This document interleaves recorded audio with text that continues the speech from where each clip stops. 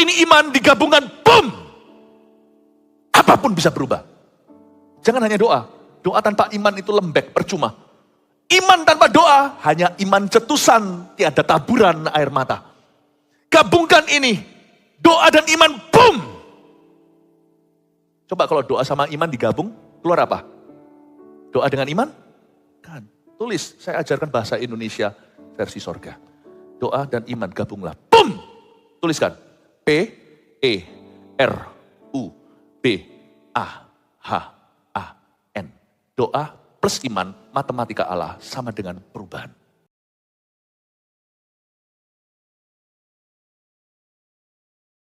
Tuhan Yesus, terima kasih. Engkau ada di sini. Kau sanggup mengubahkan gelap menjadi terang. Dari yang tidak ada menjadi ada. Kutuk menjadi berkat. Lemah menjadi kuat.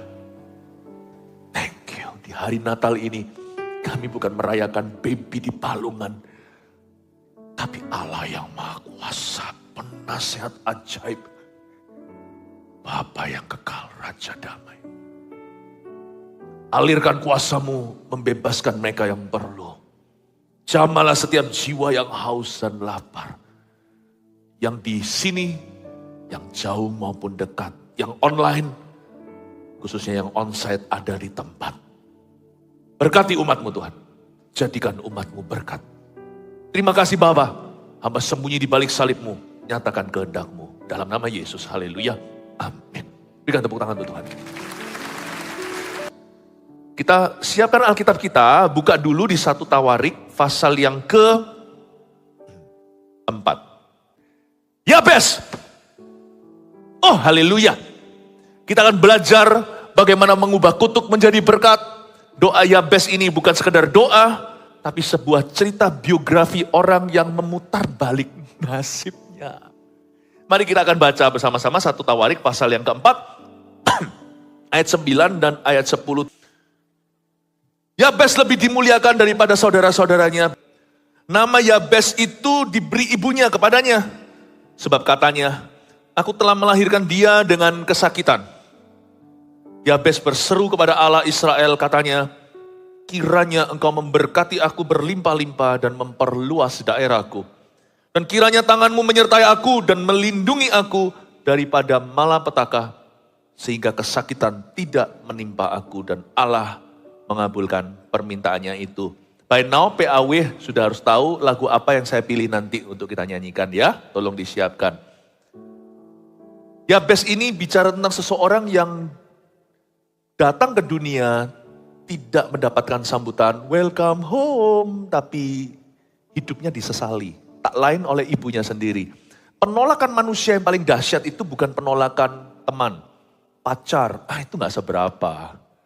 Penolakan yang menusuk sampai ke sumsum manusia itu penolakan orang tua. Dan dari antara dua orang tua yang paling menyakitkan adalah penolakan ibu. Yabes ini ditolak mama. Karena yang kasih dia nama Yabes artinya apes itu adalah ibu kandungnya.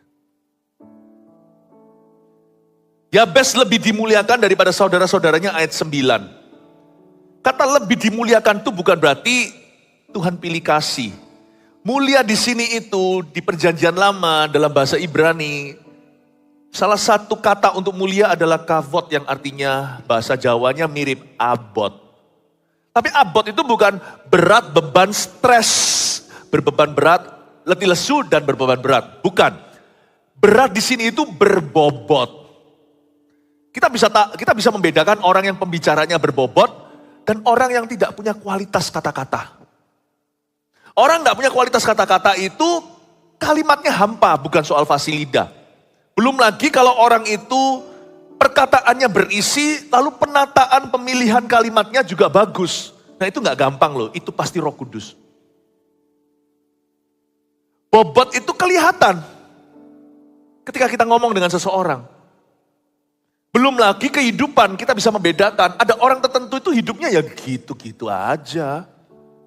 Gak peduli soal harta loh ya, bisa jadi orang miskin maupun orang kaya. Ada pula orang yang kaya kalau kita lihat sih, Kalau hati kita nggak bersih, kita bisa mengingini yang dia punya. Tapi kalau dipikir-pikir lagi, dipertimbangkan ulang, dibanding-bandingke dengan kehidupan yang Tuhan janjikan, ya kalah lah ya meskipun dia kaya. Hidupnya ya gitu-gitu aja kok. Hidupnya itu menunggu mati saja meskipun perjalanannya flamboyan. Saya sih nggak mau, kadang-kadang kalau saya pikir ya, wah orang itu punya ini, punya itu, tak pikir lagi, tak lihat lagi. Enggak sih, aku suruh hidup berkali-kali lagi, saya nggak mau jadi orang itu. Sungguhan nggak GR, nggak ada yang nawarin, tapi saya nggak mau. Hidupnya itu nganggur. Jadi nggak ada urusan sama materi loh. Dimuliakan tuh nggak ada urusan dengan berkat sukses secara duniawi. Di berkat itu bicara tentang full protein rencana Allah. Pemakaian Tuhan signifikan dan makna. Ini nggak ada hubungan dengan lifestyle atau gaya hidup seseorang. Ini lebih berhubungan dengan life purpose, tujuan hidup orang itu. Yabes itu lebih dimuliakan dari saudara-saudaranya. Gak tentu dia lebih kaya. Esau itu kaya loh, tapi Yakub pilihan Allah. Karena Yabes punya tujuan. Bahkan punya tujuan yang lebih tinggi, bahkan punya tujuan yang paling tinggi. Saudara-saudaranya ya gitu-gitu aja. Kelihatan gitu loh, jangan ingini hidup orang lain, sungguh. Kutuk dimulai ketika kita cemburu. Kutuk dimulai ketika kita iri. Kalau kita itu bisa minta kehidupan yang khas kita dari Tuhan, yang belum ada orang menghidupinya sejak Adam dan Hawa. Setelah kita meninggal dunia suatu hari nanti, gak akan ada orang lagi yang hidup seperti kita. Ask for that life. Mintalah kehidupan itu dari Tuhan. Give me that life. Itu yang disebut bertata bersama dengan Tuhan, dimuliakan bersama dengan Yesus. Gak ada hubungannya dengan kita disembah, diidolakan, gak ada hubungannya. Tapi kita punya kehidupan. Diangkat sebobot yang Tuhan maukan. Minta hidup seperti itu sama Tuhan. Rindukan di tahun 2023, I want such a life. Yabes lebih dimuliakan daripada saudara-saudaranya. Yabes ini disalahpahami. Di tangan yang salah, di mulut yang salah, menjadi pemberitaan Injil kemakmuran. Tapi Yabes ini selalu dihindari oleh orang-orang yang anti berkat. Yang mengira bahwa dengan menderita mereka lebih holy. Padahal sebenarnya orang seperti ini kelihatan rohani. Sejujurnya dalam hati sombong sekali, tidak mau menerima Tuhan punya rahmat cuma-cuma. Dan cukup berkata thank you ya. Semua harus dia usahakan. Kalau aku tidak menderita sebagai orang Kristen, aku itu belum cukup mengasihi Yesus. Ampun deh. Kasih itu bukan mengasihi dia, kasih itu dikasih ya dia dulu. Ada orang loh terlalu sombong untuk dikasih. Dikasih itu gak mau sama Tuhan. Gak bisa, aku harus usahakan. Gak bisa, aku harus menderita. Disayang, dilus sama Tuhan, diminggirkan tangannya. Gak boleh, aku harus dipaku. Aku harus disesah. Dua-dua salah. Kemakmuran maupun penderitaan. Yang benar adalah kedua-duanya. Dua-dua adalah paket bagian dari kehidupan. Yabes ini, firman ini, jarang diberitakan oleh orang-orang yang takut berkat.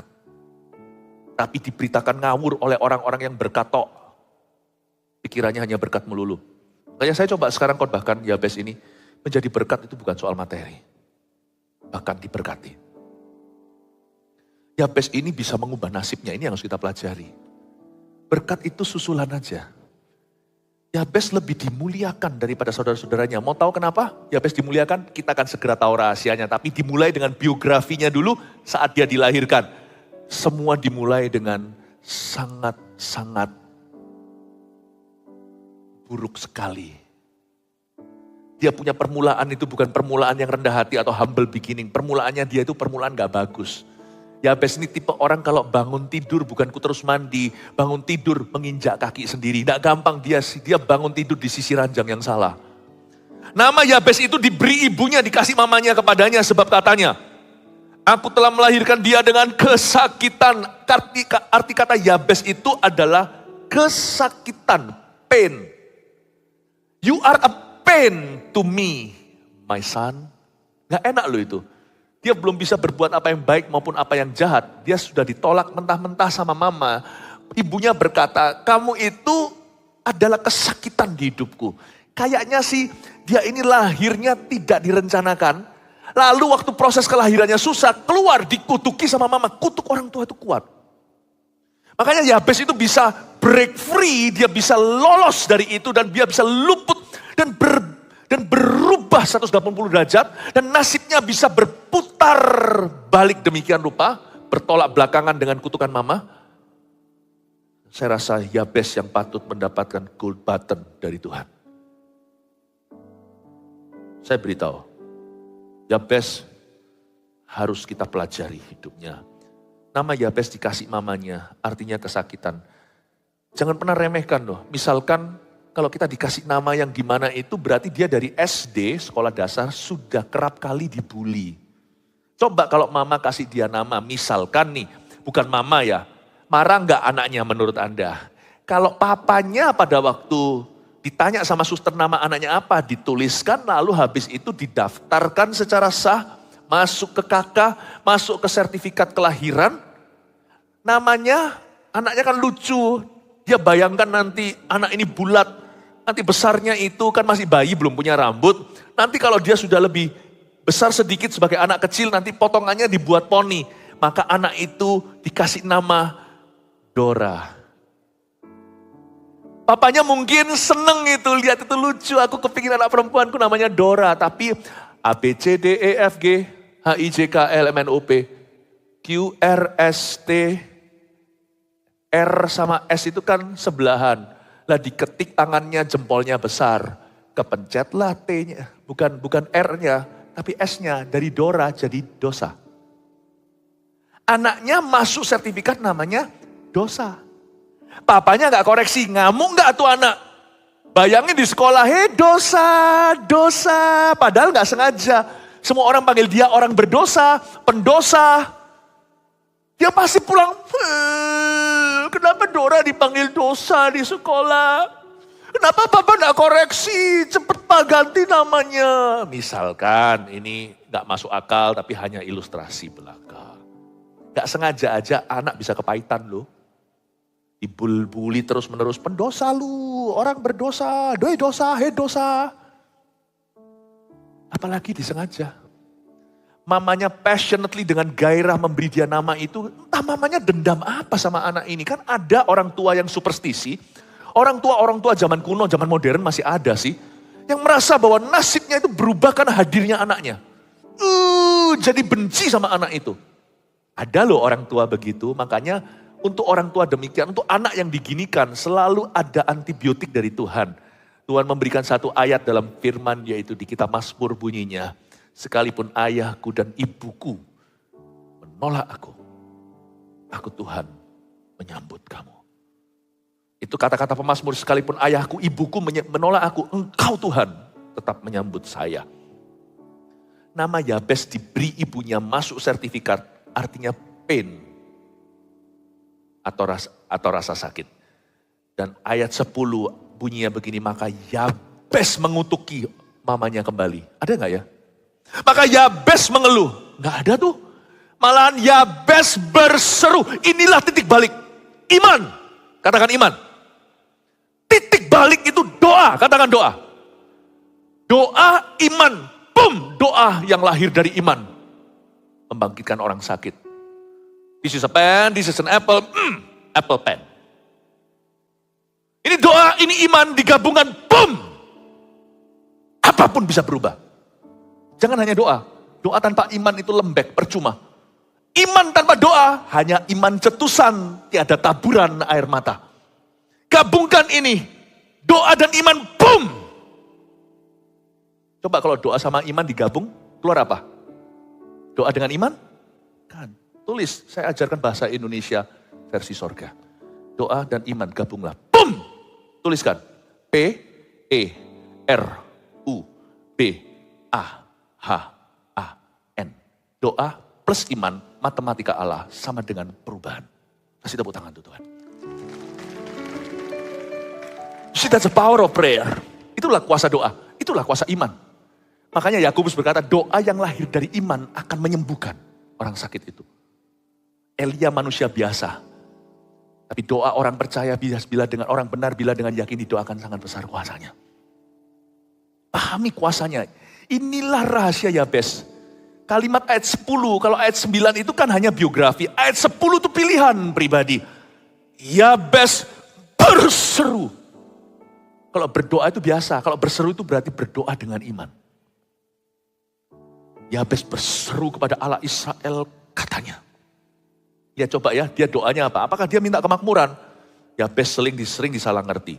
Yabes berseru kepada Allah Israel katanya, kiranya. Paling suka saya. Ini berarti orang ini manis sifatnya. Saya bisa nangkep Yabes itu orangnya very, very gentle. Imannya violent. Imannya itu sangat keras. Tapi sifatnya sangat lembut. Oh, bukankah yang gitu yang enak? Bukankah yang gitu yang Tuhan suka? Yabes ini imannya bulat. Tapi pembawaannya ke Tuhan itu tahu diri. Kata kiranya itu berarti Yabes menyampaikan doa itu sebagai saran kepada Tuhan. Dia gak berkata kalau engkau juga gak berkati aku. Engkau seperti ibuku, aku meninggalkanmu, gak pakai ancam-ancam.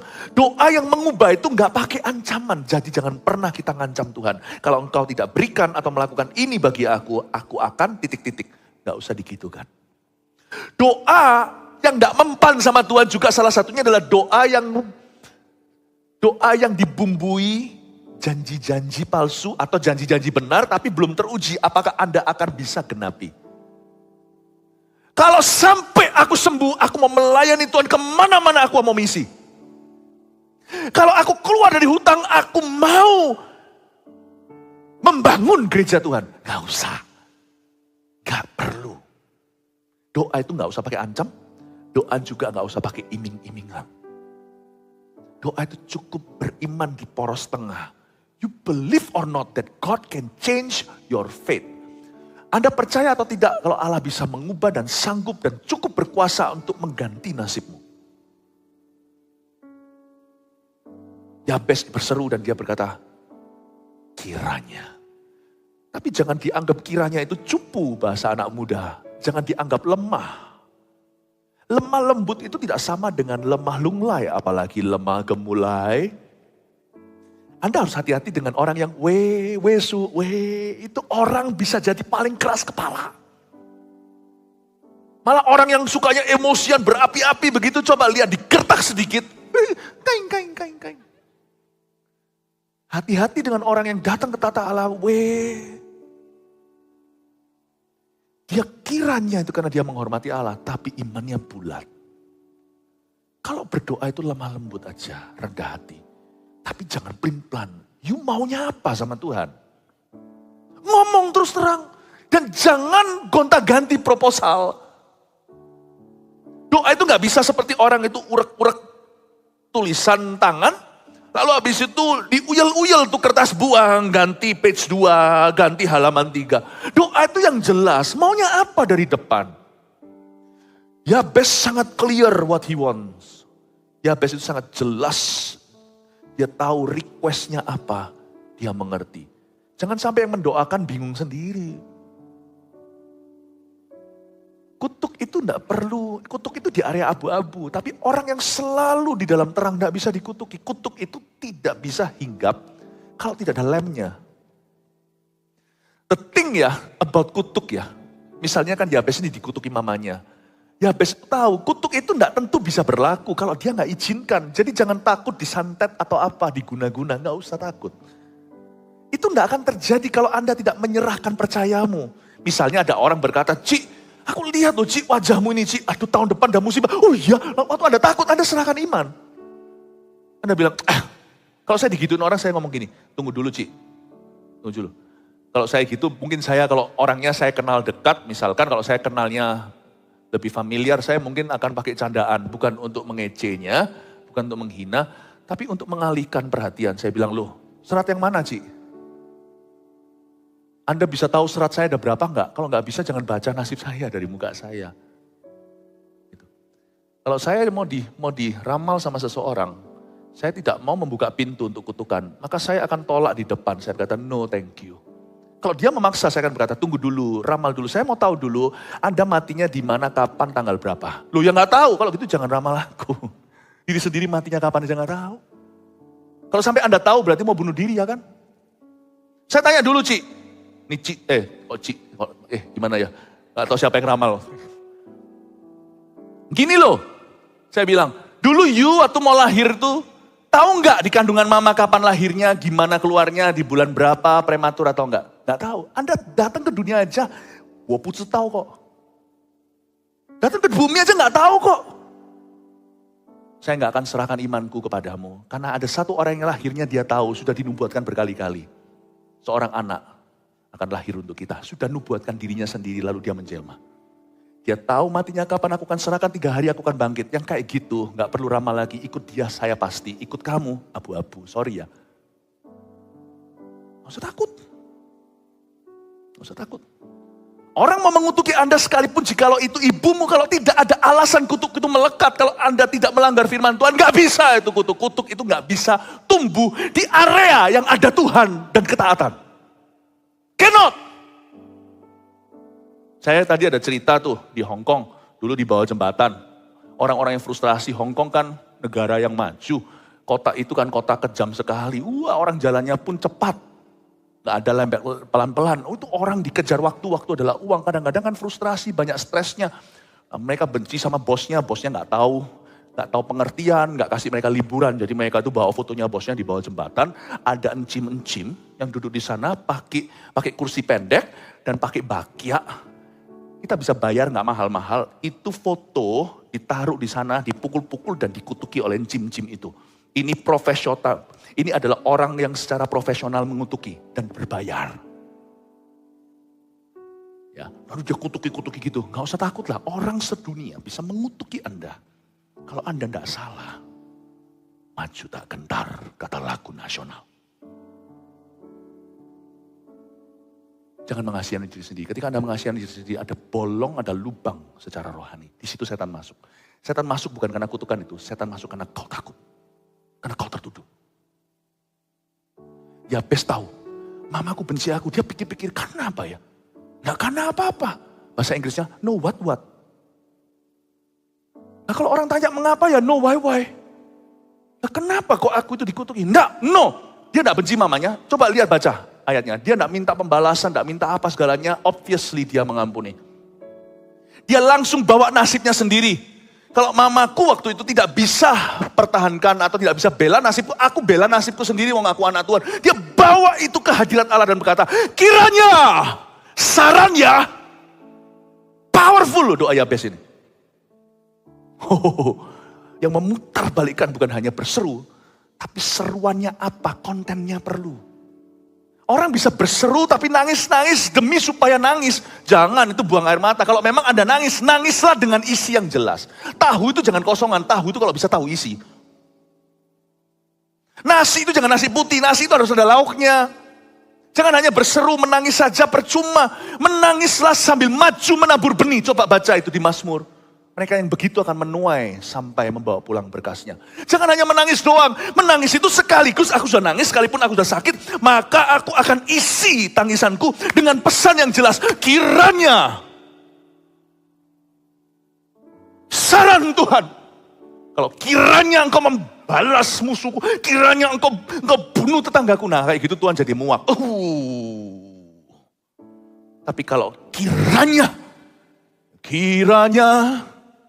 engkau memberkati aku berlimpah-limpah. Gak ada hubungan sama mamanya. Itu urusan Tuhan.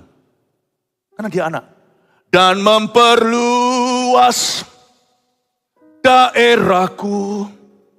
Dan kiranya tanganmu menyertai aku dan melindungi aku daripada malapetaka. Sehingga kesakitan tidak menimpa aku. Nanti kita akan nyanyikan lagi, saya jelaskan intisari dari permintaan Yabes apa aja. Supaya Anda tidak menyalahgunakan atau salah paham dengan permintaannya. Kiranya engkau memberkati aku berlimpah-limpah. Dia minta berkat. Lah, berarti berkat dong. Bukan materi, jangan GR dulu. Kiranya engkau memberkati aku berlimpah-limpah. Kata berkat di sini. May you increase my capacity. Lihat yang dia minta kapasitas. Dia minta kapasitas untuk bisa ngampuni. Dia bisa minta kapasitas untuk bersyukur. Gak ditulis sih kapasitas apa, tapi antara dia dengan Tuhan, Tuhan baca hatinya.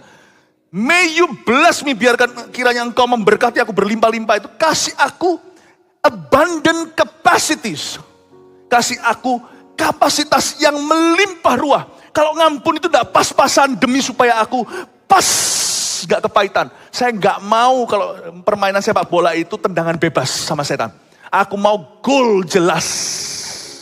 Dia berkata kalau aku ngampuni, aku tidak mau berhenti sampai ngampuni. Aku akan sampai memberi, sampai mengasihi, sampai ku beri pipi kiri. Itu maksudnya. Ini orang mulia loh. Dan kalau engkau memberi aku kapasitas untuk memberi, aku tidak mau memberi dari kelebihanku. Semata-mata aku akan memberi dari kekuranganku. Kiranya engkau memberkati aku berlimpah-limpah. Tumbuhkan kapasitasku untuk bersyukur. Bersyukur bukan seperti orang yang mengasihani, gak jelas, blurry, gak jelas, ambigu. Atau saling overlapping, saling tumpang tindih. Ada orang yang katanya bersyukur, tapi bersyukur sedikit lalu ngeluh. Tapi Tuhan, kenapa? Tapi aku bersyukur Tuhan. Tuhan, aku bersyukur kepadamu dalam segala keadaan. Tapi kenapa Tuhan kau izinkan begini? Kadang-kadang kita aja dengar gitu doa bingung, apalagi Tuhan. Nggak mau, kalau aku bersyukur, aku nggak akan mengeluh. Kasih aku kapasitas begitu. Kalau Anda setiap kali teks orang WA gitu misalkan WhatsApp dan berkata GBU.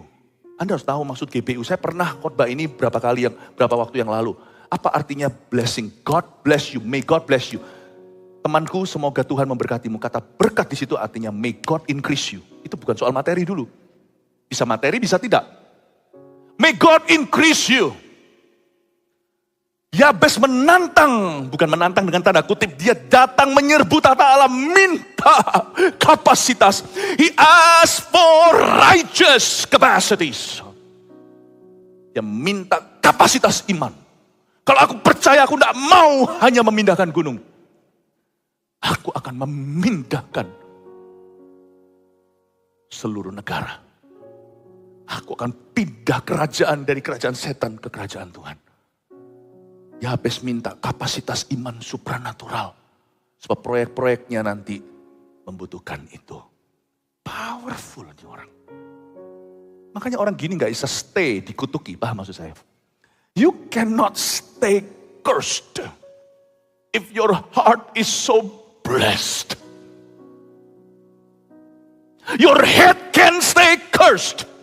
Saya khotbahnya lama-lama kayak orang hitam nih. Batok kepala kita itu gak bisa terus terkutuk. Kalau hati kita itu terus terberkat. Paham maksud saya? Batok kepala kok bisa? Yakub waktu doa belum mati dia berkata di atas tengkorak kepala, batok kepala Yusuf yang paling istimewa ini aku terletakkan berkat untuk Manasye dan Efraim. Batok kepalanya cepat lambat dapat berkat. Kalau hatinya tidak pernah merasakan kutuk. Ini luar biasa. I admire Yabes so much. Suatu saat di sorga pasti seru ya. Kita bisa ketemu dengan orang-orang kayak Yabes gini dan kenalan. Saya yang pertama ya, kalau sama-sama ketemu Yabes suatu hari, jangan senggol saya. Gembalamu ini mau interview dia dulu. Kiranya engkau memberkati aku berlimpah-limpah dan memperluas daerahku. Memperluas daerahku?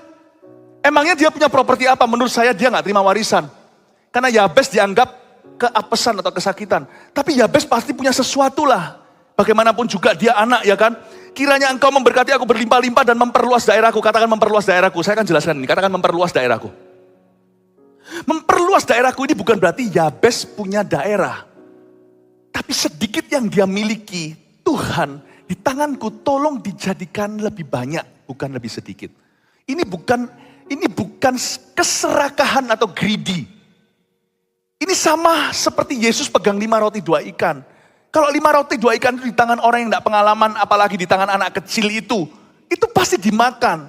Rantangan untuk dirinya sendiri. Anak kecil itu kalau egois apalagi, setelah makan 5 roti 2 ikan itu dia pasti buang sisa-sisanya. Kalau kebanyakan makanan kan begitu. Anak kecil biasanya gigit satu buang.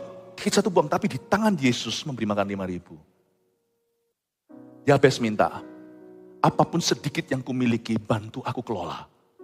Jadikan banyak. Jadi jangan iri dengan orang yang mengelola dengan baik dan punya lebih banyak. Karena mereka kalau mengelolanya dalam takut akan Allah, apalagi pakai prinsip-prinsip kerajaan sorga, baik itu materi atau bukan. Kalau tentunya, masa kita doakan orang itu punya 5 roti 2 ikan, semuanya hangus, semuanya amblas. Kalau kita itu sehat imannya, kalau kita itu akal budinya baik, jikalau hati kita berada di posisi benar dan kita sungguh-sungguh tangan rajin bekerja, mana mungkin si 5 roti tetap berakhir 5 roti bulan depan? Berkat itu tidak jahat. Yang jahat itu orang yang iri dengan orang yang diberkati. Memang tidak semua orang yang punya sesuatu itu karena diberkati. Nyolong juga bisa, korupsi juga bisa. Tapi hendaknya kita menginginkan satu karunia. Lord, perluas daerahku.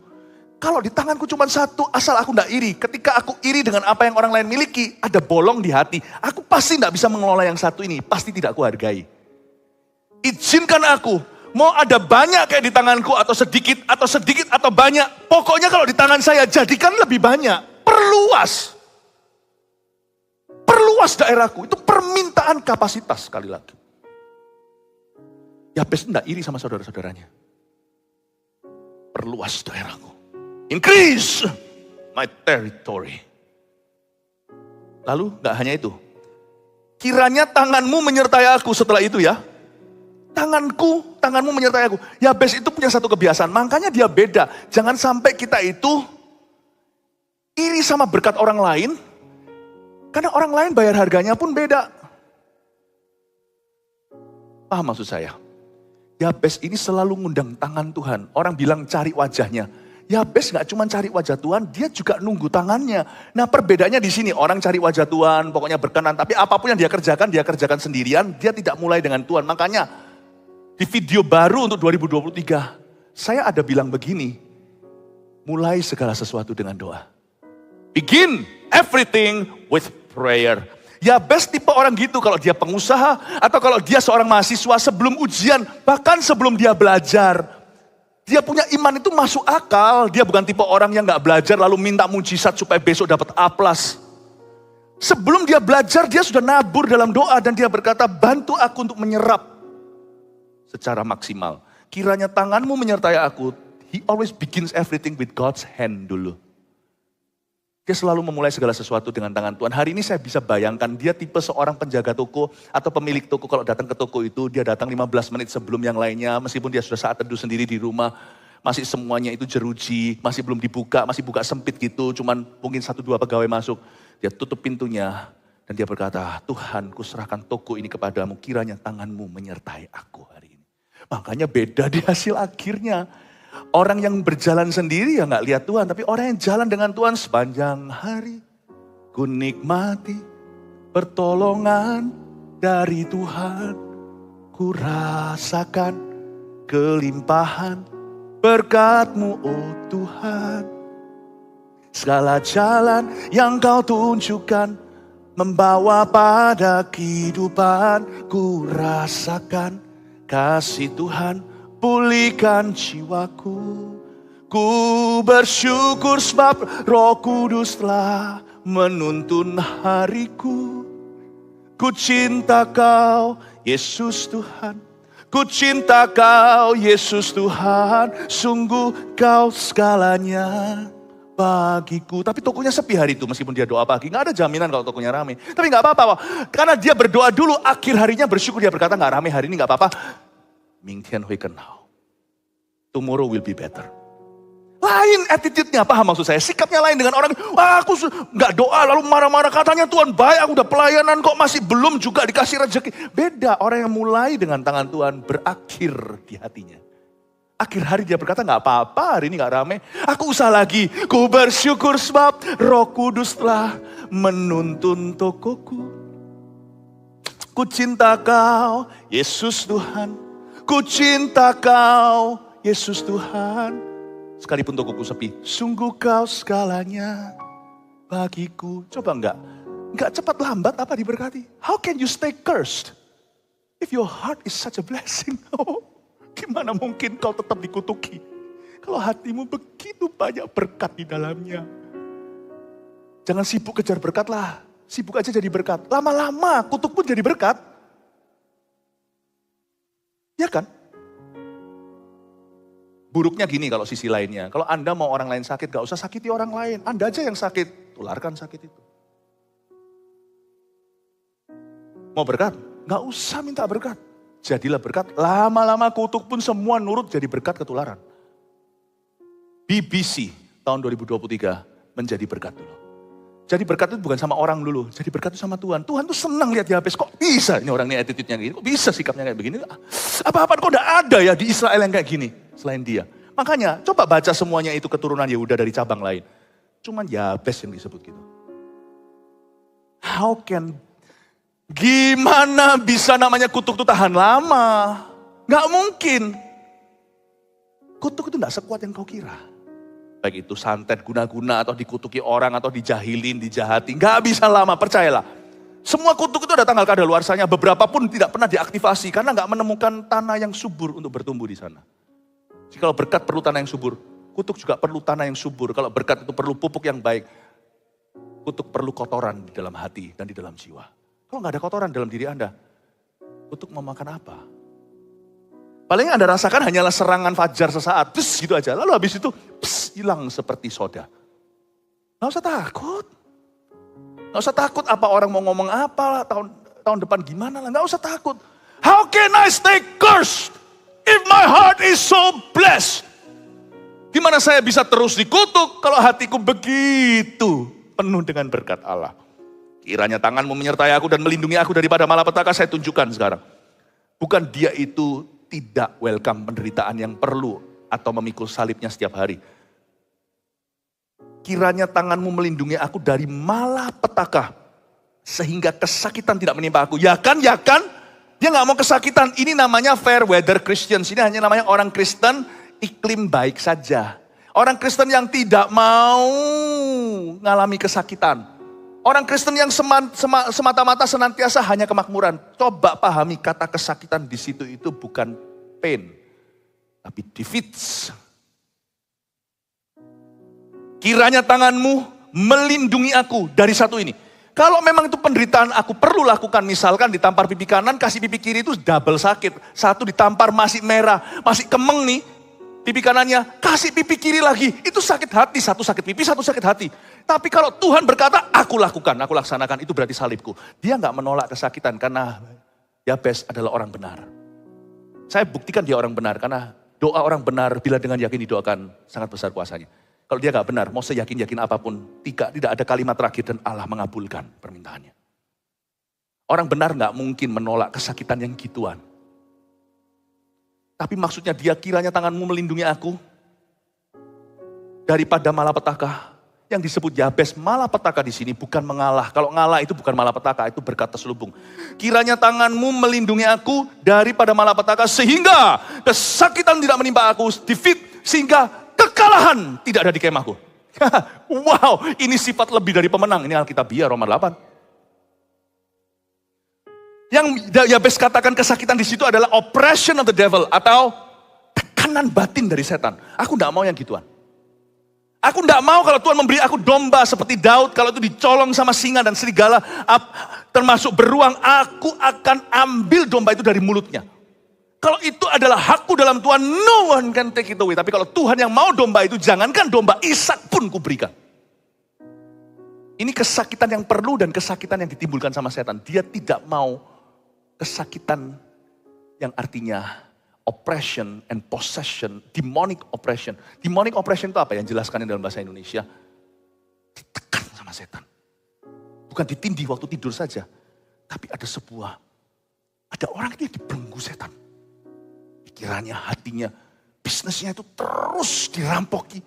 Itu bukan karena Tuhan menguji dia lewat kekurangan. Tapi peperangan rohani yang tidak pernah dia urusi. Saya nggak mau yang gituan. Apalagi demonic possession, orang kesurupan. Dan jangan berkata, oh Tuhan izinkan. No, Anda bisa tengking dan berkata, nyahlah setan. Yang gituan aku nggak mau. Aku bisa dijamah Tuhan. Tuhan bahkan bisa cabut nyawaku. But setan kau jangan coba-coba. Mundur dari aku dalam nama Yesus, you filthy hands. Tangan kotormu. Saya harap Anda mengerti perbedaannya antara salib dan kekalahan. Salib itu kalau kita pikul itu bukan kekalahan, itu kemenangan dan glory, itu kemuliaan. Ini bukan kesakitan yang seperti itu. I do not want to be defeated. Aku tidak mau dikalahkan. Ngalah boleh, kalah tidak boleh. 2023, rencana Allah dalam hidupmu tidak termasuk kekalahan, by the way. Katakan amin. Dan Allah mengabulkan permintaannya itu. Semoga Anda belajar sesuatu. 3 poin sederhana Anda bawa pulang ke rumah. Di kebaktian terakhir Natal ini. Number 1. Doa dalam kutukan dan menuai berkat kemunculan. Jangan percaya takdir. Tapi berimanlah kepada Tuhan. Luar biasa. Sebelum doa mengubah segala perkara. Doa mengubah dulu sang pendoanya. Jangan percaya takdir. Segalanya bisa berubah lewat doa. Yang digabung dengan iman, boom, perubahan. Itu bukan sebagai mantra, tapi sebagai hubungan dengan Tuhan. Jangan percaya takdir, please. Orang ini kasihan, dari kecil itu dibully. Coba bayangin dia SD, SMP, SMA-nya gimana, bahkan kuliah. Ya best. Tapi dia percaya, aku enggak bergantung takdir. Aku bergantung Tuhan dan jikalau ada peran saya di dalamnya, aku bergantung pilihan hatiku. I am a product of God's grace and then I am a product of my choices. Aku adalah produk kasih karunia nomor 1, lalu nomor 2 aku adalah produk pilihan pribadi dan pilihan hatiku. Jangan percaya takdir. Jangan percaya. Percayalah Tuhan. 2. Doa bisa mengubah nasib buruk dan kutukan menjadi kemujuran. Nah itu dia perubahan yang saya maksudkan. Tulis saja. Kemujuran di sini itu bukan hoki. Kemujuran di sini bukan laki. Kita nggak perlu hoki, nggak perlu laki. Kita hanya perlu janji Allah. Kemujuran di sini adalah janji Tuhan yang too good to be true, but it's true, it's happening to you. Yang disebut dengan kemujuran di sini adalah lawan kata kutukan, yaitu berkat yang terlalu bagus, nggak mungkin yang terjadi, kayak mimpi aja rasanya. Tapi terjadi sungguhan tuh. Itu maksudnya kemujuran. Kemujuran itu campuran antara kebajikan dan kemurahan. Di jus jadi satu untuk muncul kemujuran. Di sana ada unsur mujizat di dalamnya. Karena ada unsur yang lepas dari usaha dan jeripayah manusia yang mengusahakannya. 3. Ini kuncinya ya, Bes. Pilihlah untuk selalu mengucapkan berkat di setiap keadaan. Kalau Anda mengucapkan berkat di setiap keadaan, gak mungkin kutuk bisa tahan lama. Anda cepat potret ini, ya. Cepat. Ya, puji Tuhan. Haleluya. Semoga Anda diberkati. Semoga ini menjadi sebuah bekal tahun depan. Karena kita jalan itu banyak musuhnya. Karena kita jalan itu banyak kutuknya. Tapi jalan kaki orang benar, kakinya kalau diberkati, kutuk itu gak bisa mendekati. Dia hanya bisa pura-pura. Kutuk itu bisa SKSD, sok kenal, sok dekat. Tapi dia gak pernah sungguh-sungguh bisa melekat. Kalau hatimu melekat pada Tuhan, Mazmur 91, karena ia melekat, hati yang melekat padaku, aku meluputkan dia. Amin Bapak Ibu Saudara, doa dalam kutukan dan menuai berkat kemujuran. 1, jangan percaya takdir tapi berimanlah kepada Tuhan. 2, doa bisa, saya katakan bisa, itu pilihan Anda, mau doa enggak? Enggak otomatis, tapi bisa, doa bisa, it's possible. Doa bisa mengubah nasib buruk sekalipun dan kutukan menjadi kemujuran. Pilihlah untuk selalu mengucapkan berkat di setiap keadaan. Saya khotbahkan tentang Yabes minggu lalu di Jakarta, tapi saya lebih banyak jamah seputar familiar spirit. Roh familiar. Misalnya ada yang cerai dalam keluarga, nanti turun-turun itu kan, bisa ada aja yang cerai. Bunuh diri itu buka pintu, itu nanti pasti ada di keturunannya yang bunuh diri atau samping-sampingnya horizontal atau vertikal. Saya nggak punya waktu untuk bisa jelaskan itu. Setiap kali saya khotbah mau dari ayat yang sama kek, mau dari tokoh yang sama, nanti keluarnya akan beda sesuai dengan tuntunan Roh Kudus. Saya berdoa ini cukup di tempat ini. Kayaknya saya lebih dituntun ke arah orang-orang yang hancur gambar dirinya, termasuk siapa tadi yang saya sebut itu, korban bully. Semoga Anda dibebaskan hari ini. Masuk tahun depan yuk, dengan mentalitas lebih dari pemenang. I love you, God bless you.